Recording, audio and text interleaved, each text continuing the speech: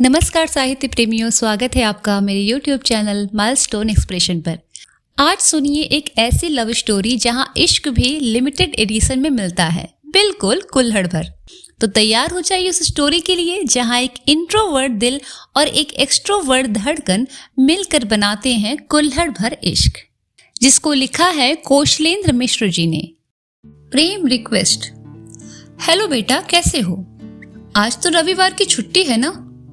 वो जो चमकिया वाले मौसा जी थे, पीएचयू में 10-12 दिन से भर्ती थे, आज सुबह ही चल बसे।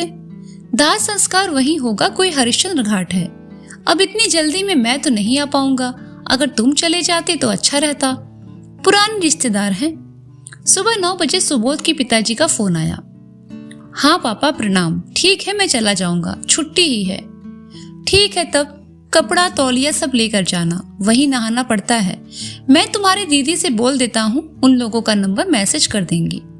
ठीक है पापा, ठीक है, मैं देख लूंगा। पहली बार किसी निर्जीव देह को जलता देखने को उत्सुक सुबोध जी हरिश्चंद्र घाट पहुंचे। सब क्रियाकर्म होते होते शाम के 5 बज गए। पहली बार जीवन की वास्तविकता को देखकर सुबोध जी का पिछवाड़ा फट के सड़ा टमाटर हुआ जा रहा था। इसी बीच उन्हें एक आदमी दिखा, गंदे कपड़ों में, बड़े बड़े बिखरे बालों में, सालों पहले साफ किए हुए टट्टी से पीले हो रखे हाथों के साथ, जो किसी जल्दी लाश में से अधजले मांस का टुकड़ा निकालकर खा रहा था। सुबोध जी को पूरी दुनिया उल्टी दिखने लगी कि वे घाट की सीढ़ियों पर ही पॉज हो गई। आंखों सब कुछ देखते रहे। जोर जोर से रोते एक छोटे बच्चे की आवाज से उन्हें रिज्यूम किया, जो अपनी मरी माँ को छूने न देने वाले लोगों से लड़ रहा था। सुबोध जी को अपनी पूरी जिंदगी फॉरवर्ड मोड में दिखने लगी। उन्हें वो सारे लोग मरते हुए दिखने लगे जो उनके अपने थे, उनके मम्मी पापा से लेकर रोली तक। अंत में उन्हें रोली के जलते हुए मुलायम गाल दिखे, जिन पर वे अपनी जिंदगी को घिसकर नुकीला और बेहतरीन करना चाहते थे, कि क्रमशः सुंदर गर्दन फिर हमेशा ढके रहने वाले ब्रेस्ट दिखे, जो पलों में जलकर भाप की तरह उसकी छाती से उड़ गए। सुबोध जी की सांसें फूल रही थी, पूरा शरीर दर्द से कांप रहा था। पसीना उनके अंडरगारमेंट्स को भिगा रहा था और वे वहीं सीढ़ियों पर जम गए। गर्मी में भी दांत किटकिटाने लगे। तभी उनके पिताजी के किसी परिचित ने पास आकर पूछा, तुम सुबोध हो ना? इस सवाल ने उन्हें औंधे मुंह कर दिया। सुबोध जी ने वापस उसी आदमी से 2 बार पूछा कि मैं कौन हूँ? कौन हूँ मैं? क्या मेरे माता पिता मर गए? मैं कितने दिन और जिंदा रहूंगा? उस आदमी को स्थिति भांपते देर न लगी। उसने सुबोध जी के हाथ पकड़ उठाने की कोशिश की, पर असफल रहा। उसने पीछे से सुबोध जी के पेट को दोनों हाथों से चंगुल में लेते हुए उनको खड़ा कर दिया और खींचते हुए घाट से दूर सड़क की तरफ ले जाने लगा। सुबोध जी ने आवाज दी, पानी, और उस आदमी ने तुरंत एक चिल्ड वाटर लाकर खरीद कर दे दिया। सुबोध जी ने पूरा पानी अपने चेहरे पर उड़ेल दिया, फिर वहीं आंखें बंद करके ठहर गए। फिर जब आंखें खोली तो पांवों की गति संभल गई थी। उन्होंने दिल को ऐसे कस लिया जैसे कुछ हुआ ही नहीं। उस आदमी का परिचय पूछा और फिर उसे पापा का दोस्त जानकर उसके पैर छुए। उस आदमी ने समझ लिया कि लड़का समझदार है, उसने खुद को संभाल लिया है। फिर सोचा कि अकेले छोड़ना उचित नहीं, ऑटो में बैठा देना ही ठीक रहेगा। कहाँ रहते हो बाबू? कमच्छा पर हॉस्टल है चाचा। कैसे जाओगे? चलो मैं छोड़ दूं? नहीं चाचा जी, आप क्यों परेशान होंगे, मैं चला जाऊंगा। यहाँ से सीधे गदौलिया जाऊंगा, फिर वहां से ऑटो लेकर कमच्छा। ठीक है बाबू, चलो। फिर ज्यादा सोचा नहीं जाता, ये सब जीवन की सच्चाई है, और ये परिस्थितियां जब आती है ना, तब भगवान उन्हें सहने की शक्ति भी देता है। डरो मत, हम लोग है ना, चाचा जी ने सुबोध को बैठाते हुए कहा। सुबोध जी ऑटो के वहां से निकलते ही दूसरी दुनिया में वापस चले गए। अपनी दीदी, भैया भाभी, मामा मामी के चेहरे को याद करने लगे। ऑटो ड्राइवर द्वारा गुदौलिया आ गया कहकर हाथ से हिलाए जाने पर वे होश में आए और किराया देते हुए आगे बढ़े। ठंडाई की दुकानें गुदौलिया चौक पर ही भगवान शंकर की ठंडाई पसंद होने का ऐलान करते हुए सजी थी। एक दुकान के पास से निकल रहे सुबोध जी के हाथों को बाहर खड़े आदमी ने पकड़ लिया। भैया बनारस आए और भोले बाबा का प्रसाद नहीं लिए, फल कैसे मिलेगा? अरे 4था साल है गुरु हमारा यहाँ बनारस में। अच्छा 4 साल हो गया, वाह बहुत अच्छा, आप तो पूरे बनारसी ही हो गए। पर जरूरी बात यह है कि आप अब तक ठंडाई का मजा लिए कि नहीं? अरे ना भैया, हमसे ना चल पाएगी, कैसे गिरते पड़ते हॉस्टल जाएंगे। गजब बात करते हैं भाई जी, ये कोई नशा थोड़ी न है जो गिराएगा, बाबा का प्रसाद है प्रसाद, ये किसी को गिराता नहीं है, सीधे बाबा के दर्शन कराता है। ए शक्तिया, दो रे भैया को एक बड़का गिलास ठंडई का। सुबोध जी तो फंस गए उस ग्राहक फंसाने वाले आदमी के जाल में। एक गिलास ठंडई पीने के बाद अभी जेब से पैसा निकालने के लिए हाथ डाल ही रहे थे कि उस आदमी ने एक गिलास ठंडई और उड़ेल दी। ऑटो पकड़ कैसे कैसे हॉस्टल पहुंचे। सुबोध जी कमरे में पहुंचते ही जोर जोर से हंसने लगे और ज्योति प्रकाश के पैर के बालों को नोचने लगे। जिंदगी की कोई गारंटी नहीं है न ज्योति प्रकाशवा, समय बहुत कम है, पढ़ लिख कर टाइम खराब करने की जरूरत नहीं है। अब जल्दी से रोली से ब्याह करके घर बसा लेना है। अच्छा ठीक है, कल ब्याह करना, पहले ये बताओ कहाँ गए थे? सुबह से गायब थे, हम 11 बजे मेन कैंपस से लौट कर आए तो तुम दिखे ही नहीं, अब फोन करने ही वाले थे। आज गए थे हरिश्चंद्र घाट, जिंदगी का मतलब जान गए हम। अच्छा जान गए, ठीक है रुको, अष्टावक्र को बुलाते हैं, उसे भी बताओ जीवन का रहस्य। कुछ पी कर तो नहीं ना आया है, मुंह महको जरा उसका, आते हैं बस 5 मिनट में, अष्टावक्र ने कहा फोन पर। का मुंह महक रहे हो, दारू पिए हो का? बाबा का प्रसाद पिए हैं, ठंडई वो भी 2 गिलास, बड़के गिलास से, सुबोध ने कहा। तो गुरु सुबोध, ब्याह करना है अब, अष्टावक्र ने कमरे में घुसते हुए कहा। हाँ आ गया मेरा असली भाई, देखो ना इसे मेरा मुंह महक रहा था, इसे समझाओ बहुत अधिक काम है, कार्ड सब छपवाना है अभी, फिर बंटवाने से लेकर सब कुछ बुक भी तो करना होगा, जिंदगी बहुत छोटी है भाई, बहुत छोटी, सुबोध कहा। अरे वह सब तो हम लोग 2 मिनट में मैनेज कर देंगे, बाकी ये बताओ कि रोली भाभी तैयार हैं? अभी जहां तक मुझे मालूम है प्रेम निवेदन प्रपोज नामक संस्कार नहीं हुआ है। हाँ यार मेरे भाई, बहुत जरूरी बात याद दिलाई है तुमने, मैंने उससे तो पूछा ही नहीं, लगाते हैं अभी फोन, पूछ लेते हैं, जिंदगी बहुत छोटी है भाई, बहुत छोटी, सुबोध ने कहा। अरे इतनी जल्दबाजी क्यों है, मिलकर पूछेंगे ना, रात ज्यादा हो गई है, पता नहीं कहीं नींद टूटने के गुस्से में मना न कर दे। अच्छा ऐसा है क्या, तो मिल लेते हैं, अभी चलो उसके घर चलते हैं, कौनो गांव थोड़ी है, बनारस है, पूरी रात ऑटो चलता है और अभी 11 ही तो बज रहे हैं। सुबोध ने रोली को फोन किया। हाँ सुबोध बोलो, इतनी रात, सब ठीक तो है ना? मेरे घर आ रहे हो, क्या हुआ? अरे कल मिलते हैं ना।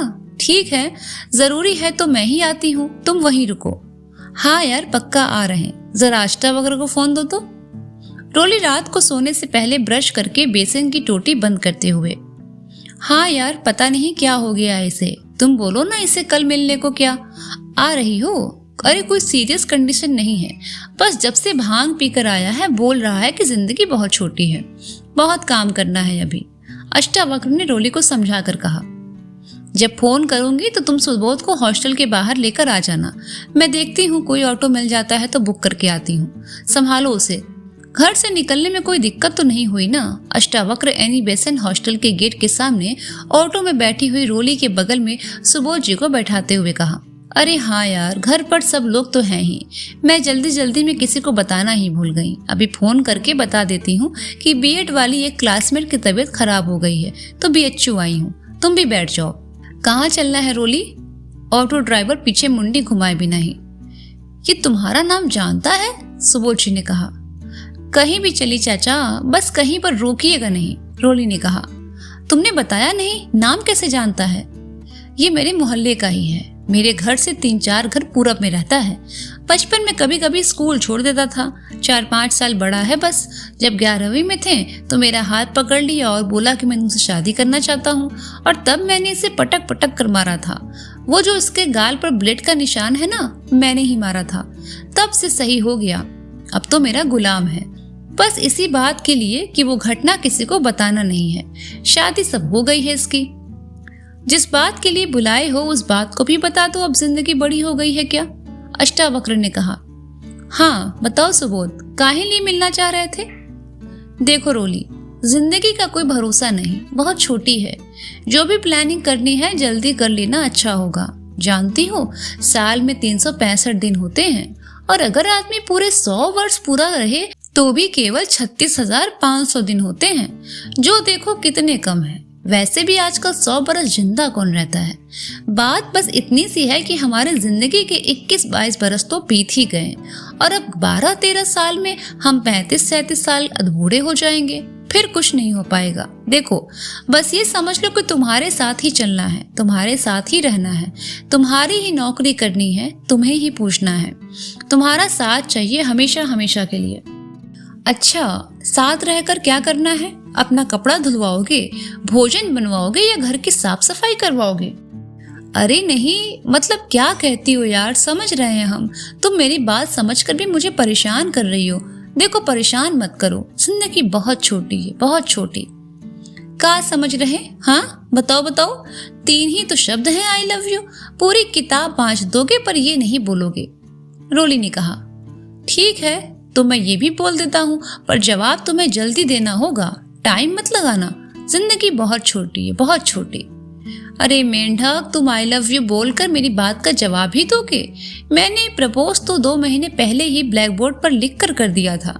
रोली ने कहा, क्या वो तुमने लिखा था? मुझे विश्वास नहीं हो रहा यार। मैं उस समय सोच सोच कर परेशान था कि तुम्हें कितना बुरा लगा होगा। चुप हो सड़ी के, हरदम व्याख्यान ही देता रहता है। रोली जब खुद से अपने मुंह से बोल रही है कि उसने प्रपोज किया था, तो उसमें विश्वास न करने वाली बात कहाँ से आ गई? चुप, हर दम व्याख्यान ही देता रहता है। रोली जब खुद से अपने मुंह से बोल रही है कि उसने प्रपोज किया था, तो उसमें विश्वास न करने वाली बात कहाँ से आ गई? रोली लव सुबोध लिखा था वहाँ, न कि सुबोध लव्स रोली। अब रोली को सुबोध से प्यार है, ये बात और कौन लिखेगा? मुझे तुमसे प्यार है रोली, तुम मुझे पसंद हो, आई लव यू। जिंदगी बहुत छोटी है, बहुत छोटी। रोली, अब हमसे ऑटो नहीं चलाया जाएगा। रात 12 बजे से चलाते चलाते सुबह के 4 बज गए। ऑटो ड्राइवर की इस आवाज ने रोली उसकी गोद में सिर रखकर सोए सुबोध जी और अपने ही घुटनों के बीच में सिर फंसाकर सोए अष्टावक्र की नींद तोड़ दी और सुबोध जी बोल पड़े, मैं यहाँ कैसे आया? Mic testing, hello check hello. कहाँ जा रहे हो? रोली सुबोध जी के पिट्ठू बैग को पीछे से अचानक खींचते हुए। अरे होली, हॉस्टल जा रहे हैं यार। आज कमल सर की अर्ली क्लास की वजह से सुबह 9 बजे ही आना पड़ा और मेस में भोजन तो 10 बजे से मिलता है। बहुत जोर की भूख लगी है, जाकर कुछ चबा लिया जाए। अरे तो अब शाम के 4 बजे हॉस्टल के मेस में क्या मिलेगा? कहीं बाहर का ही तो लेकर खाओ। चलो मेरे साथ किसी रेस्टोरेंट में चलते हैं। तुम कुछ हैवी खा लेना, मैं कुछ हल्का खा लूंगी। ठीक है, चलो ऑटो ले चलते हैं, सावन रेस्टोरेंट चलते हैं। काफी कुछ बदला था उस प्रेम निवेदन वाली रात के बाद। रोली अब सुबोध जी को ज्यादा चिढ़ाती नहीं थी, उल्टे सुबोध जी अब थोड़े थोड़े खुल रहे थे। पर अगर कहीं किसी दिन रोली का मजा लेने का मूड बन जाता, तो सुबोध जी खुशी खुशी रोली के लिए मजे का सामान बन जाते। अगर किसी को चिढ़ाया जाए और उसकी कोई प्रतिक्रिया न आए तो मजा नहीं आता। ये बात सुबोध जी बखूबी जानते थे, इसीलिए रोली द्वारा चिढ़ाए जाने पर बुरा न लगने पर भी मुंह बनाकर चिढ़ने का नाटक करते थे।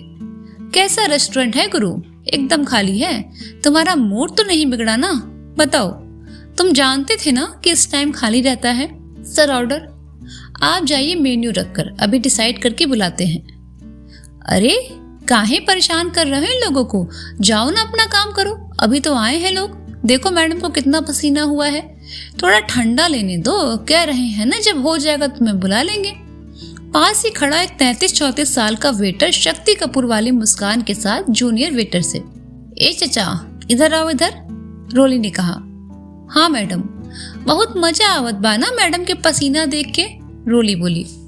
अरे नहीं मैडम, आप तो बुरा मान गई। मैं तो इसे समझा रहा था कि नया लड़का। चुप, एकदम चुप। उम्र में बड़े हो, चचा लोग की उम्र के हो, लिहाज करते हैं, वरना इतना मरवाएंगे कि पिछवाड़े से शाही पनीर और पनीर कोफ्ता कढ़ाई पनीर हक दोगे। क्या हुआ मैडम? रेस्टोरेंट का मालिक। अरे ये अंकल अभद्रता कर रहे हैं, सुबोध जी ने कहा। सुबोध तुम चुप रहो। आपके यहाँ सीसीटीवी लगी है ना चचा? आप देख लीजिए या अपने वेटर से ही पूछ लीजिए क्या हुआ। बाकी वेटर के लिए थोड़ा ठीक ठाक आदमी रखा कीजिए, रोली ने कहा। रोली देखो, तुम बुरा मत मानना, मुझे खुद उस वेटर को डांटना चाहिए था और मैं तुम्हें बता दूं कि उसका व्यवहार मुझे बहुत बुरा लगा, पर बचपन से डांटने डपटने का दम नहीं है और कभी मुझसे हो भी नहीं पाया। इसीलिए मैं अभी सोचने तक ही सीमित रहा कि क्या किया जाए। मैं खुद को कैसे दुनिया से लड़ने के काबिल बनाऊं, ये मुझे तुमसे ही सीखना होगा। मुझे उसकी परवाह नहीं है कि तुम मेरे लिए लड़े कि नहीं लड़े। देखो, तुमको बॉडीगार्ड नहीं हायर किया है मैंने, प्यार किया है। वैसे भी मैं हूं ना खुद के लिए, और तुम्हारे लिए भी मैं ही पर्याप्त हूँ। जब मैंने तुम्हारे सॉफ्ट हार्ट के कारण तुमसे प्यार किया है तो मैं क्यों आशा करूं कि तुम लड़ोगे। और यही ऑर्डर भी है मेरा, लड़ना मत कहीं। पुलिस को फोन कर लेना, किसी को बुला लेना। कुछ हो गया मेरे मेंढक को तो मेरे दिल का क्या होगा, कैसे खुश रहेगा ये। रोली ने कहा, मैडम ऑर्डर। तुम्हारी फिलॉसफी सभी लड़कियों से अलग है रोली। अब मैं तुम्हारे साथ रहना चाहता हूँ तो सुरक्षित महसूस होता है। अच्छा जी, वाह सुबोध जी, बहुत खुलकर बोलना सीख गए हैं आप, रोली ने कहा। मालूम है तुम्हें पसंद क्यों करते हैं हम? तुम मुझे क्यों अच्छे लगते हो मेरे महबूब, तुम मुझे खुद से भी ज्यादा मजबूत दिखते हो, सुबोध ने कहा। अच्छा तो ये बात है, बॉडीगार्ड की तलाश आपकी पूरी हो गई मुझ पर आकर। रोली सुबोध जी का हाथ छोड़कर उनके कंधे पर हाथ रखते हुए बोली, हाँ हाँ यही समझ लो। बताओ मैं कौन हूँ? एक लड़की पीछे से आकर रोली की आंखों को हाथों से ढकती हुई। अरे महनूर, रोली उस लड़की के दोनों हाथों को पकड़कर अपनी आंखों से हटाती हुई। अच्छा तो यहाँ सीक्रेट मीटिंग चल रही है आपकी, महनूर ने कहा। अरे अब तुमसे कैसा सीक्रेट, तुमसे तो बताया ही था। अच्छा तो यही है सुबोध जी। हाँ यही है सुबोध, ये मेरी ग्रेजुएशन वाले हॉस्टल की रूममेट है महनूर। हेलो हाय, इधर कहाँ से आ गई रे तू? आए थे मार्केट, सोचा कुछ खा लिया जाए। चल गलत टाइम पर ही आ गई। जीजा जी आपके मोबाइल में तो बहुत लॉक लगा है, आईबी का कुछ काम करते हो क्या? पासवर्ड बताइए ना। का एकदम सीआईडी की लड़कियों वाला काम कर रही, कह रहे ना एकदम ओके टेस्टेड माल है। अरे गजब पजेसिव हो गई हो, मोबाइल भी नहीं छूने दे रही हो। हम सोचे थोड़ा टेस्ट ड्राइव कर ली जाए, मनोहर ने कहा। अरे मैडम टेस्ट ड्राइव क्यों करेंगी, अपनी ही गाड़ी समझिए, चाबी लगाइए और सीधे रूम पर लेते जाइए, रोली ने कहा। रोली तुम दोनों बातें करो, मैं हॉस्टल निकलता हूँ। ज्योति प्रकाश को कपड़ा खरीदवाने साथ जाना था। अच्छा चलो, देखो तुम बिल मत देना, हम लोग अभी कुछ मंगवाएंगे फिर मैं दे दूंगी। हम लोग भी कुछ देर में निकलेंगे। हॉस्टल तक छोड़ आओ, गेट से निकल गया है वो, अब तो उधर मत देखो, महनूर ने कहा। अच्छा है ना, रोली ने कहा। तुम जब एकदम ठोक पीट कर देख ली हो तो हमसे क्या पूछ रही हो? अरे तुमने आंखें तो खोल रखी है ना, आंखें भी बहुत कुछ बात करती हैं। जरूरी नहीं कि मोबाइल का पासवर्ड जानकर ही वेरिफिकेशन किया जाए। हाँ यार सही कहती हो, आंखें तो खुली ही थी। आशिक एकदम हाई लेवल का है, दर्द सहने का भी बहुत अनुभव है सुबोध को। दर्द कहाँ से देख लिया बे? अरे आपके सुबोध जी एक बार अपने हाथ की नस काट चुके हैं। हम ये नहीं कह रहे कि लड़की के लिए ही काटा होगा, बहुत सारी वजहें हैं आजकल जिंदगी से मुंह मोड़ने के लिए, महनूर ने कहा। क्या बकवास कर रही हो? हाँ मेरा कहाँ तो बकवास ही लगेगा ना, उसका हाथ मसलने से फुर्सत मिले तब ना हाथ देखोगी। दाएं हाथ की कलाई पर हथेली से एकदम थोड़ा नीचे ही लंबा और काफी पुराना ब्लेड से कटने का निशान है। घाव तो भर गया है, पर ऐसे भरा है जैसे बहुत अंदर तक काटा गया हो और अंदर का हल्का हल्का मांस बाहर निकलकर जम गया हो। तुमने पहले क्यों नहीं बताया? तुमने बोलने ही कहाँ दिया, पहले ही इन्वेस्टिगेशन से मना कर दिया। हेलो सुबोध, कहाँ हो? बहुत जल्दी हॉस्टल पहुंच गए, अभी कहीं जाना मत, 15 मिनट में वहीं रहो, मैं आ रही हूँ। कुछ हुआ नहीं है, आकर बताती हूँ, रोली ने कहा। अभी देखेगी? अरे कल देख लेना, जैसे इतने दिन नहीं देखा वैसे एक दिन और नहीं। नहीं अभी देख लूंगी तो सही रहेगा, रात भर नींद तो आएगी।